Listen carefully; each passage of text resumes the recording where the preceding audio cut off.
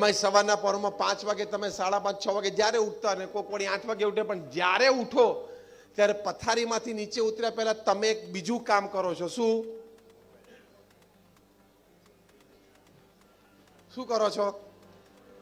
બધા પોતાનો મોબાઈલ ખોલે છે અને ઇન્ટરનેટ ખોલીને પછી વોટ્સએપ ચાલુ કરે અને વોટ્સએપ જોવાનો પ્રયત્ન કરે કે, અને પછી એમાં આવે કે તમારે 60 ચેટ છે, 80 મેસેજ છે. હવે એમાં 80% તો બધા ગુડ મોર્નિંગના ફૂલડા જ હોય છે. અને તમે પાછું એ ફૂલડું આગળ જવા દો એટલે પાછું 3 દાડે ફરતું આવે છે ને. 3 દાડે ફરતું એમાં બપોરિયામાં કોઈક નવરો બેઠો હોય તો પેલું ક્રોપ કરીને પાછું રીએડજસ્ટ કરે અને પાછું એ ફૂલડું નડિયાદમાં ફર્યા કરે 3 દાડા. આમાં આટલું જ હોય છે, આમાં કઈ વધારે હોતું નથી. તો હવે તમે સવારના પોરમાં ઉઠીને તમે નેટ ચાલુ કરો છો અને વોટ્સએપ જોવો છો, તો તમે કઈ સેલિબ્રિટી છો? તમારા સવારના પોરમાં તમારા ચાહકોના બહુ બધા મેસેજ આવી ગયા હોય. તું નવરો જ છું, તારે કઈ કામ જ નથી. એટલે વોટ્સએપ એવું છે કે અહીંથી કચરો આવ્યો, જોયો અને પાછો, જો બધાને ખબર છે. જો આ વોટ્સએપ વાળા ફોરવર્ડ નામની સિસ્ટમ જો બંધ કરી દે ને તો પૃથ્વી ઉપર 50% શાંતિ થઈ જાય એમ છે. આ ફોરવર્ડ જો બંધ કરી દે ને તો 50% શાંતિ થઈ જાય એમ છે.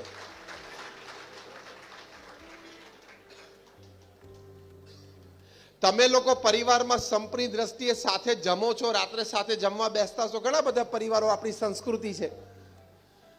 પણ તમે જમતા હોય ત્યારે પણ તમે ડાઇનિંગ ટેબલ ઉપર સાથે આખો પરિવાર બેઠો હોય ત્યારે તમારા જમણા હાથમાં કોળીઓ હોય છે અને ડાબા હાથમાં શું હોય છે? બધાને ખબર છે. અમારે પ્રવચન કરવાનું જ નથી. તો તમારી સામે બેઠેલી વ્યક્તિ તમારા પરિવારજન છે, જેના બ્લડ રિલેશન તમારી સાથે છે, એના કરતા કોઈક 500 કિલોમીટર દૂર બેઠેલી વ્યક્તિ જેની સાથે તમારા બ્લડ રિલેશન નથી અથવા તો ઓછા છે, એ વધારે અગત્યની છે?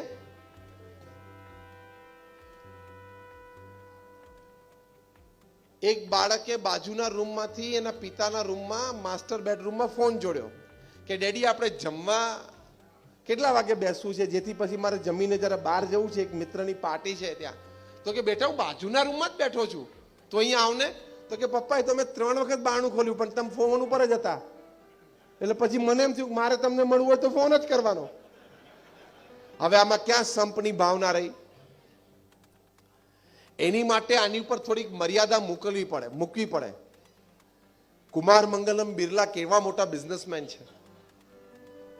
આદિત્ય બિરલા ગ્રુપના ચેરમેન છે.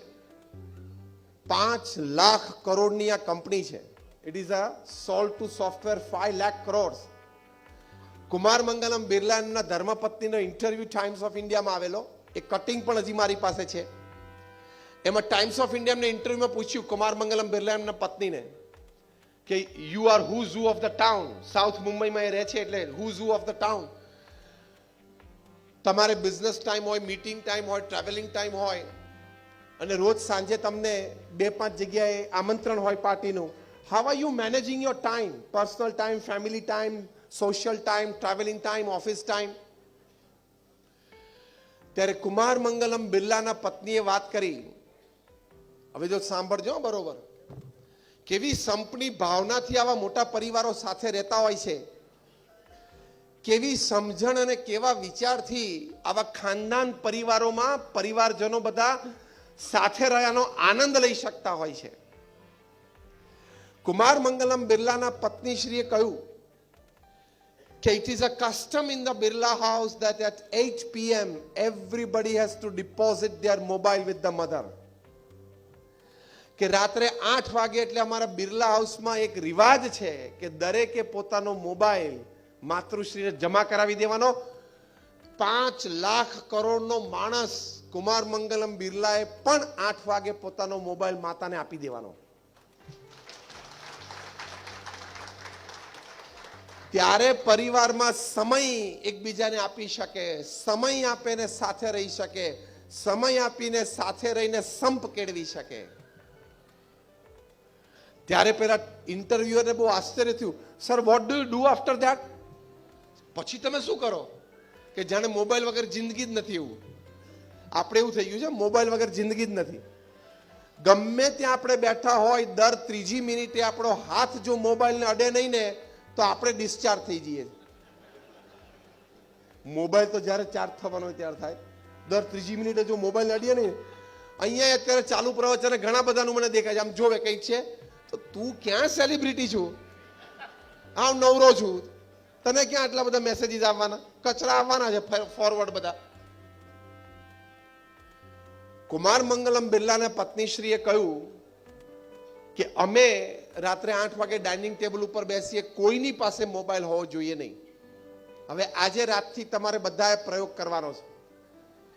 અહીં સંપનું પ્રવચન સાંભળવા આવ્યા છો, પરિવાર માટે એકબીજાને સંપીને સાથે રહીને એકબીજા માટે સમય અને સાથ આપવાની વાત સાંભળવા આવ્યા છો, તો આટલું એક પ્રેક્ટિકલ કરજો, પ્રયત્ન તો કરજો. કોઈ ગુંગળી નથી મરી જવાના. મોબાઈલ અડધો પોણો કલાક બાજુ પર મૂકશો તો કોઈ ગુંગળીને મરી જવાના ખરેખર? બોલો તો હા કે ના? તો ટ્રાય તો કરજો. 8 થી 9:30 દોઢ કલાક સુધી બિરલા હાઉસમાં કોઈને મોબાઈલ હાથમાં ન હોય. અમે શાંતિથી 45 મિનિટ રાત્રિ ભોજન કરીએ અને પછી 45 મિનિટ પરિવારમાં બધા સાથે બેસીને વાતો કરીએ. 9:30 આદિત્ય બિરલાના વિધવા પત્ની એટલે કે કુમાર મંગલમ બિરલા માતૃશ્રી એ બધાને પાઉચમાંથી પાછા મોબાઈલ પાછા આપે. 10 મિનિટ માટે અર્જન્સી અને ઇમરજન્સી ચેક કરી લેવાની.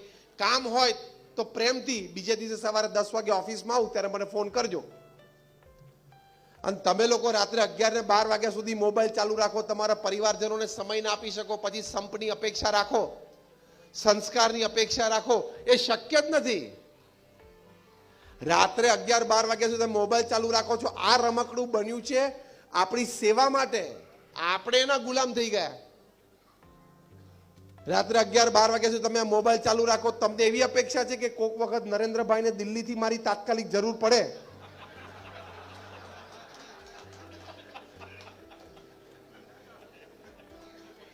અને સાહેબનો પીએમઓ માંથી, પ્રાઇમ મિનિસ્ટર્સ ઓફિસમાંથી રાત્રે 11:30 વાગે મને ફોન આવે કે તને 2G વિશે, 3G વિશે, કોલ સ્કેમ વિશે બહુ ખબર છે, તો તને હવે એક જોઈન્ટ પાર્લામેન્ટરી કમિટી જેપીસી બનાવવાની છે, એમાં તને મેમ્બરશિપ આપવાની છે, તો પ્લીઝ તું અત્યારે ને અત્યારે નડિયાદથી નીકળીને દિલ્હી આવી જા.